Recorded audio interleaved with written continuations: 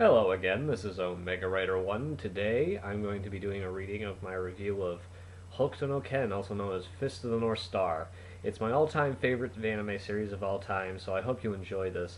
I do wish to apologize for my hiatus. I started college not too long ago, so that's been getting in the way of a lot of the recordings, as well as the fact that I screwed up the original review reading several times. Now, without further ado, I give you a reading of Fist of the North Star, or at least my review of it. In the year 1990X, the world has been engulfed in nuclear hellfire. The oceans have dried up, and life on the planet has seemingly come to an end. However, humanity has managed to survive, clinging desperately to life.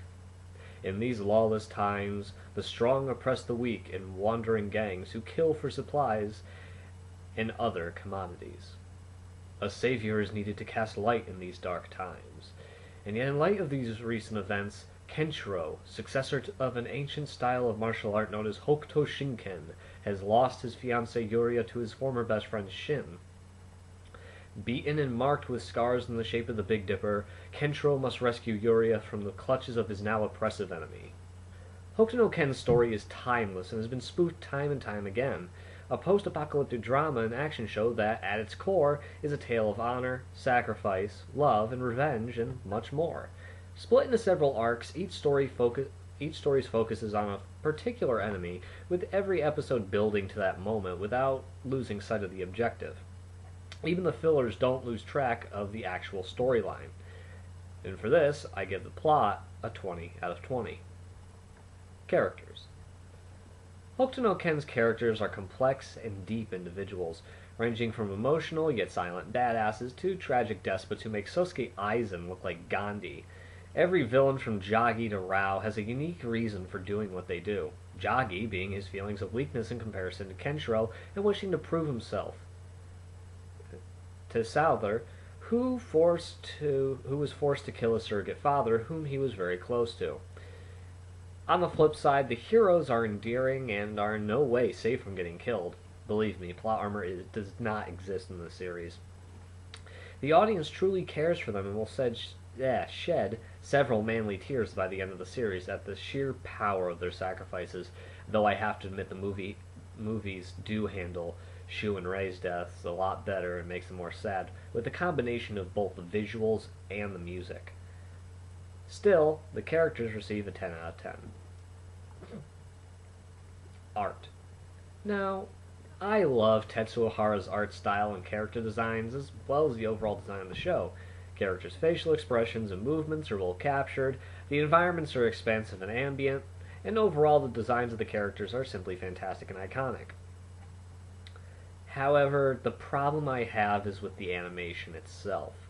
It sometimes can be quite derpy, mostly during action sequences, but it's such a rare problem that it's irrelevant. But there are a couple scenes where just the look of characters and objects morph into this kind of weird position. But other than that, the next one that seems to be more a serious problem is the recycling of animation.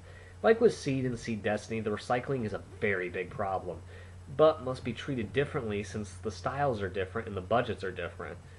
Hokuto no Ken was a small budget anime title that happened to become popular during the manga's path of stardom. The recycling always occurs when a special attack is used, mostly the Hokuto Hyakuretsuken, but this same cycle from the first episode onward is reused even when that technique is not being used. But furthermore, to elaborate with the Seed Hokuto no Ken comparison, Seed and Seed Destiny intentionally recycled footage in clip shows where they flashed back constantly just so that they could eat up time and to create more episodes. Whereas with Fist of the North Star, it was done mainly for the special attacks, which was, of course, a staple in most anime up to that point, to recycle the footage of old attacks, especially if they were such glamorous things as Kenshiro's Hokuto Hyakuretsuken or any number of his techniques. So, I give the art a 3.5 out of 5. Music. Cited as having the manliest theme of all time, Hokuto no Ken's I wo Torimodose is a pure definition of gar. Every time you hear that song, you know that badass things are going to happen. The BGMs for the show are small in number, but still good to listen to. Many are recycled throughout the show, but even then, they still sound pretty good. So overall, I'd have to give the music a 5 out of 5.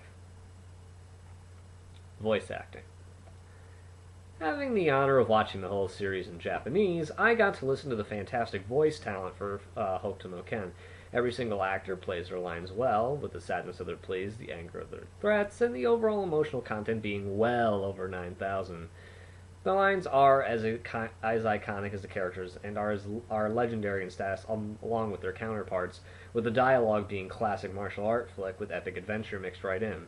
Though I would have liked to see what they have done with a full English dub of the series, it's unfortunate that they stopped so soon within the dubbing, and really not many of the English episodes can actually be found online even.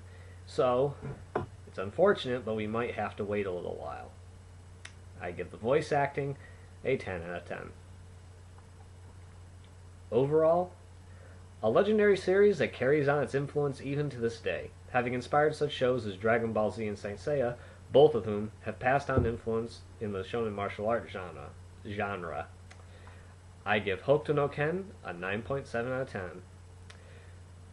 Well, I hope you enjoyed this review. For next time, we're going to be reviewing one of my least favorite shows of all time. You guys may have heard of it, and many people happen to like it, but having watched the whole series through, and even having been a former fan, I could honestly say this is merely a rip-off of Gundam Seed, or rather, a clone of it. Stay tuned for next time, as I will be reviewing Code Geass. This is Omega Rider 1, and I'll be seeing you later.